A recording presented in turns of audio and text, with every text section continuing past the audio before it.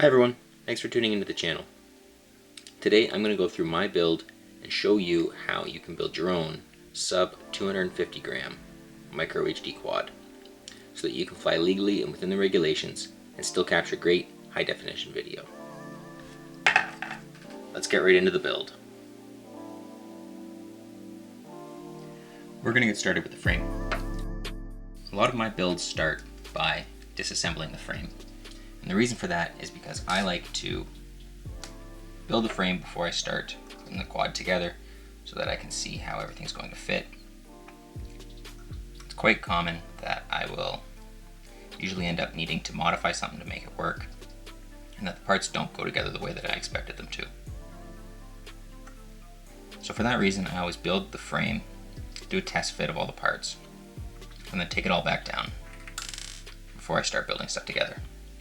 Because there's nothing more frustrating than getting halfway into a build and finding out that the parts don't fit the way you plan them to. When I'm building my quad, I want the frame assembled as much as possible because I want to be able to see how everything's going to fit once the frame is fully assembled. If I leave out a couple standoffs, I might encounter a problem where the edge of a board might touch a standoff, or I might route a wire through where a standoff needs to go. In the case of this one, this is going to be it. Just take off the top plate and I'll work through here. The first components that I'm going to install on the frame are the motors. Now, because I'm using a 4-in-1 ESC and because I've got enough space on the frame here, I'm going to solder directly on the frame. In some cases this isn't really an option if your frame is really tight, or if perhaps you're using something like race wire on the arms. If you've got the little tiny race wires here, you're going to have tons of little tiny joints that you're going to want to add in here. It's better to take the motors and stuff off the frame to solder it so that you can make sure all your joints are nice and straight.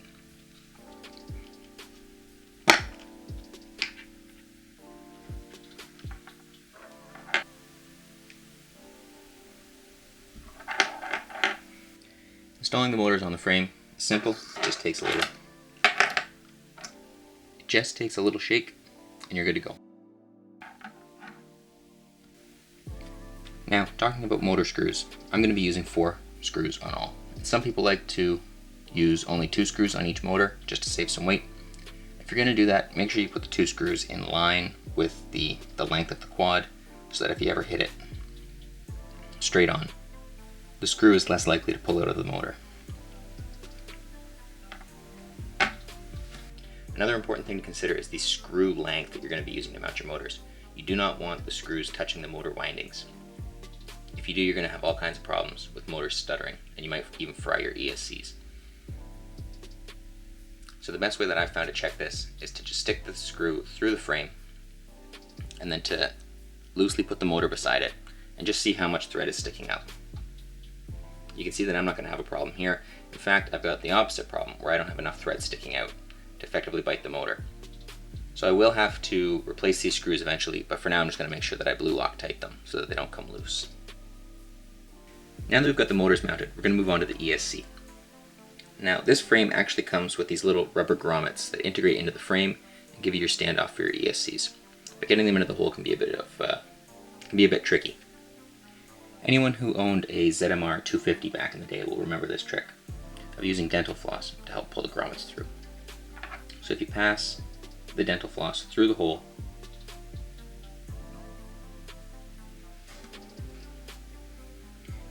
wrap it around the end of the grommet that you want to pull through,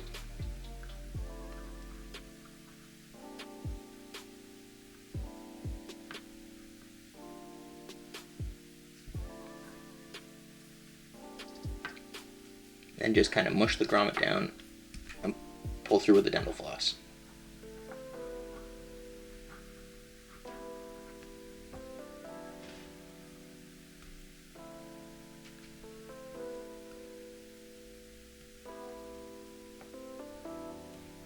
Once you massage it in, it'll fit right into place and go in a lot easier than struggling to squish it down through. With the grommets installed, we're going to do the first dry fit of the ESC board. The purpose of this is going to be cutting the motor wires to length and installing the battery lead. To mount the entire stack, I'm going to use the extra screws that came with my Mamba stack. There are these long screws in the package that will allow me to mount all 3 boards on one set of steel screws. I'm just going to push 4 of them up through these little rubber isolators.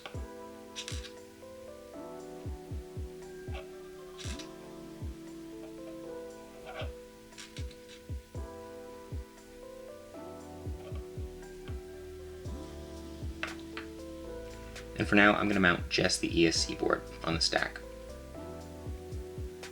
So in this case, this means taking apart the entire stack as it comes in the package. Make sure to save all these little rubber washers because you're going to be using them to build your stack. Now, because the Mamba ESC is not a standard 20 by 20 size, I can't actually mount it the way that it's supposed to mount.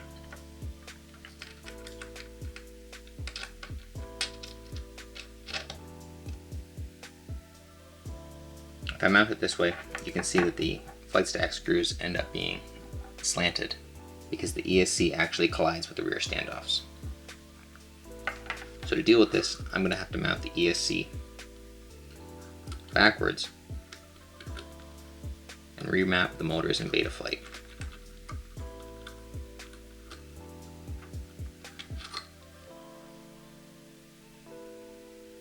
Once we have the ESC mounted though, we can line up the motor wires and determine the length at which we need to cut them. I'm going to lay my motor wires flat along the arms and bring them up to the outside of the ESC.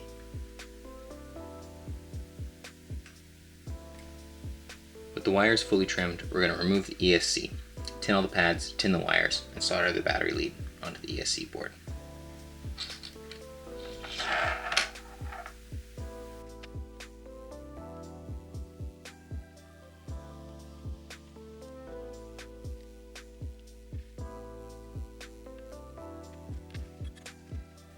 The battery lead is going to run underneath the ESC board on the frame, so I'm going to solder it to the bottom of the ESC.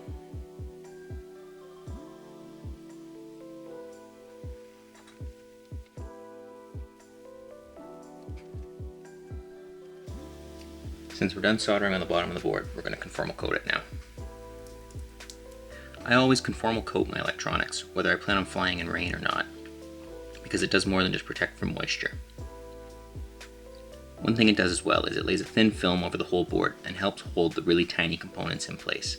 So when you've got a really small resistor or anything mounted on the board that could easily get knocked off in a crash, I think it just helps hold them in place a little bit better. With the conformal coating fully dry, we can mount it to the frame and get ready to solder the motors.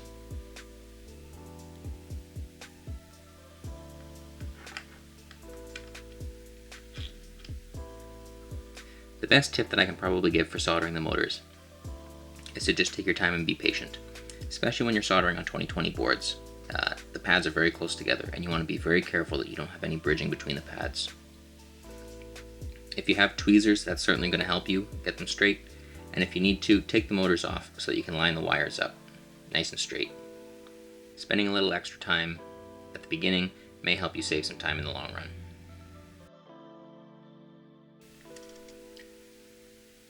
With all the motor wires soldered, we can dress the motor wires and conformal coat the top of the board.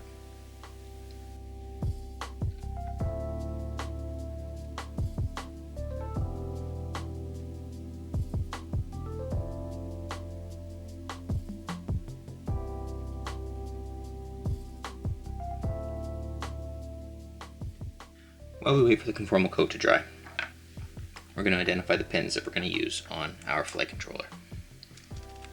So this is something that I really like about the Mamba stack, is that it comes with this little board with all the pinouts on it. This makes it really easy to identify the pins that you want. There's no second guessing, because there's lots of room to write what each pin is on this board without trying to squeeze it into the little space that's near the pins. So now obviously we're going to have our receiver installed. So this is going to be the ground, the 5 volt, and the S-bus pin. These 7 pins here all deal with the video transmitter and the camera. And then finally, we're also going to run the LED board that comes with the frame. So that's going to be these 3 pins here.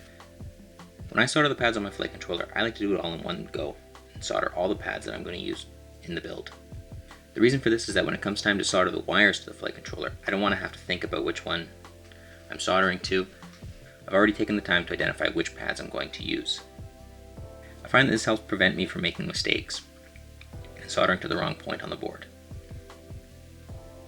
Now we're going to add the flight controller to the stack. So to do that, I'm going to have to plug this wire into here and plug the corresponding wire into the flight controller.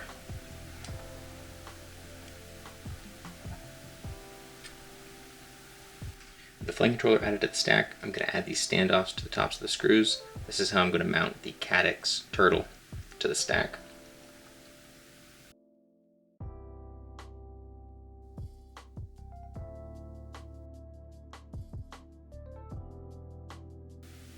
And when this is completed, I'm going to add this TPU antenna mount to the back of the frame. Now, one of the things I discovered during my initial test fit was that this TPU mount wouldn't fit with the ESC board. It's supposed to slide over these rear standoffs and provide enough, and there's supposed to be enough room between the ESC and the standoffs to mount this, but there isn't with the Mava stack. So what I'm going to have to do is trim the TPU mount just enough so that it will clear the ESC. However, I waited until this point in the build because I wasn't sure how high the ESC stack was going to be. Now that I've got it installed, I'm able to see how much I need to trim off of this mount. And now, with a few small adjustments made, we have no problem fitting the TPU mount around the ESC. Next, we're going to have to prep the receiver. Now, for some reason, the receiver doesn't come with the wires that you need to install it. However, thankfully, I always save the cutoffs from any electric component that I get. In this case, this probably came with another receiver, but the tiny little silicone-coated wires are going to be perfect for working with this one. Now, looking at the documentation that came with this receiver, looking at it with the antennas and the bind plug up, we can see that the connections go ground, 5-volt, S-bus, and F-port. I'm going to be using S-bus for simplicity right now, so I'm just going to need to use the first 3 holes on this receiver.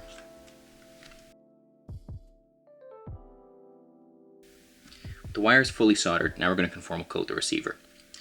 You can conformal coat just about everything on the receiver, but there are 2 things you have to be very careful with.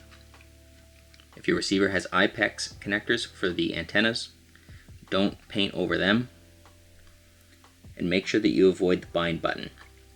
If you paint over either of them, you're going to have a real hard time getting your receiver to work right. Now, with all the wires prepped, all it's left to do is solder them to the flight controller. Because the camera cage is going to have to come off to mount the camera, we're going to take it off now to give us a bit more room to work. When you're soldering to your flight controller, take your time. Be mindful of what you're touching with your soldering iron, because there are a lot of little tiny bits and it's very easy to bump them while you're trying to get into a pad. As well, be deliberate with where you put your iron. You only want to touch the point that you are trying to heat up, and you want to keep it there for as short as possible, just enough to melt the solder, form the joint. As well, this is where having a good set of tweezers is going to come in handy. That's worthwhile investing in a decent pair to help hold the wires steady. Once you've got everything soldered, double check all your connections, make sure nothing's bridged, and if you need to, get out a multimeter and check for continuity between pads that shouldn't be connected. Taking a couple extra minutes to double check your work at this step will save you from heartache later on. With everything soldered, I've conformal coated the board. Again, cover everything except your bind button and don't paint near the USB slot. Now I'm going to lay down the receiver. Because I'm sandwiching it between 2 boards, I'm going to put a piece of heat shrink around it, but not shrink it down, just to help protect it from short-circuiting anything and bumps and crashes.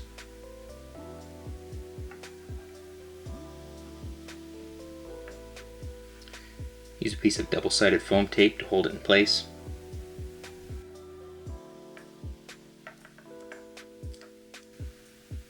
And route the antennas out through the antenna tubes in the back.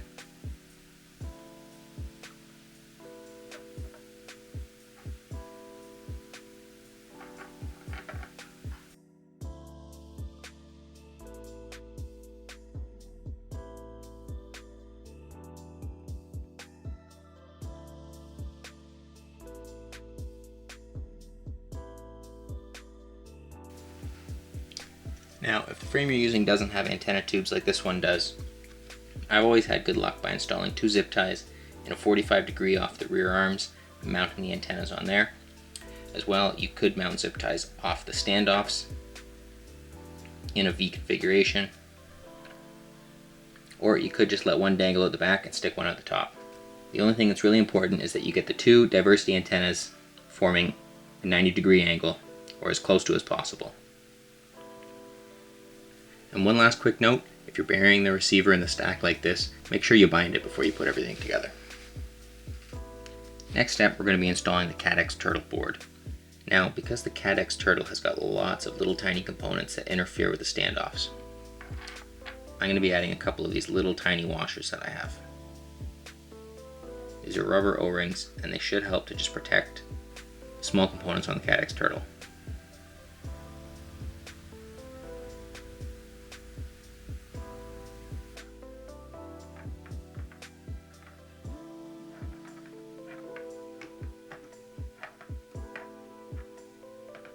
Again, because of the layout of the board on the CADX Turtle, I can only install 2 nuts to hold the turtle board down.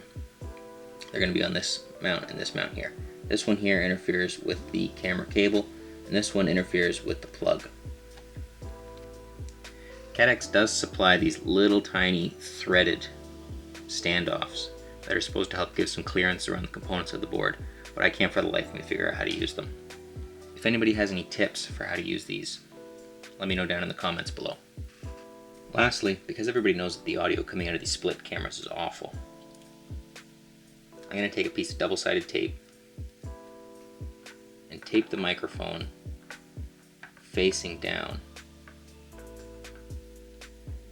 And hopefully that'll help muffle the sound a little bit so that it's not completely blowing out. With the stack fully assembled, the last thing to do is mount the camera into the camera cage and get it mounted back to the frame. Before I do that, however, there's one last thing I'm going to do, and this is only because I'm overly cautious in my builds. But I'm just going to cover the little connector here for the wire with a piece of electrical tape.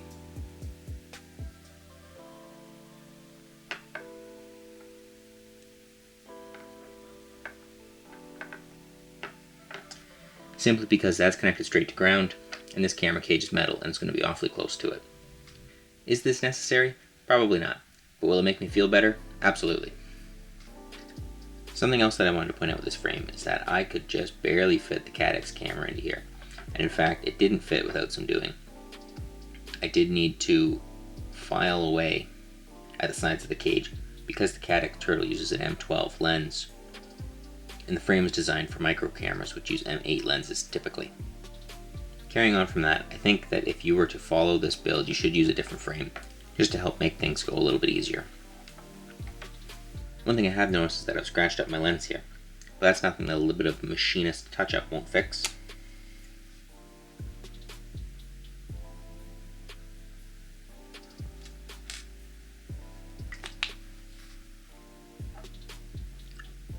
Good as new. Finally, nearing the end, we're going to put the top plate onto the frame.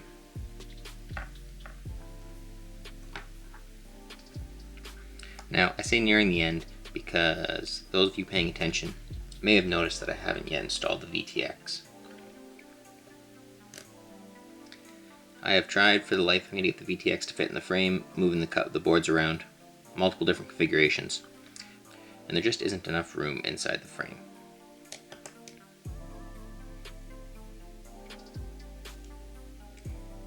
As I mentioned at the beginning, it's very important to do a dry fit of your parts so you don't get halfway into a build and not find a way to finish it. However, sometimes all the planning in the world won't make your parts fit together. The problem I'm having is that I'm just using this, it's actually a replacement part for the ESC Red Devil.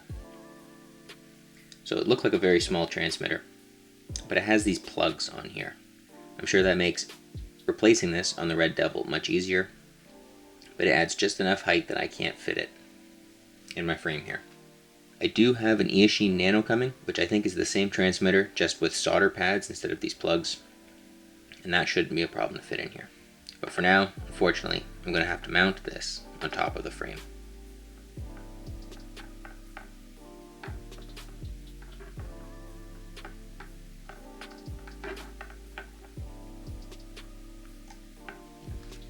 at least it'll stay cool. In the final steps of assembly, we're going to stick the VTX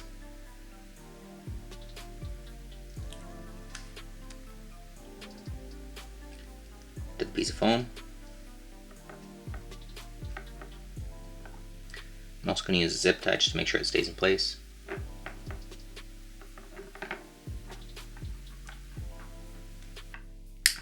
And add the finishing touches to the frame. Things like this included battery mount.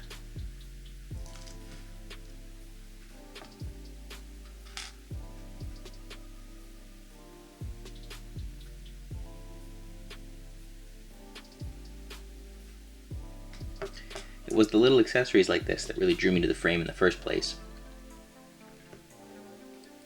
Hopefully the included sticky battery pad can do its job of holding the batteries in place better than the strap will.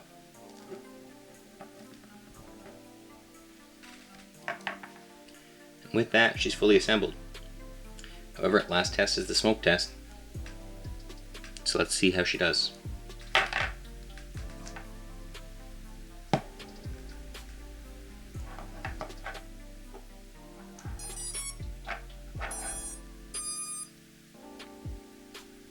Two beautiful beeps.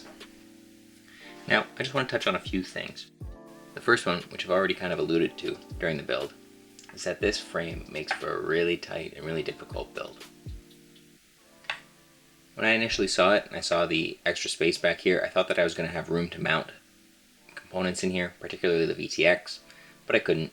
As well, 3 boards high is about as high as you can go here. I've also got the receiver tucked in there, which makes that stack just a little bit higher. And that's really pushing what the frame is capable of holding. And then obviously needing to mount the VTX on the top instead of inside the frame leads me to the point that if I were to rebuild this quad, I'd go with a different frame. Something with a little bit more length in the body, so that I had more room to mount the VTX and the receiver inside of the frame, but outside of the stack. However, aside from that one gripe, I'm really happy with how this build turned out. Once I get the proper VTX and get it mounted inside the frame, it's going to look decent. Thank you for tuning in. If you enjoyed the build video, please like and subscribe. And I'll have lots of videos coming from this little quad real soon. Thanks for watching.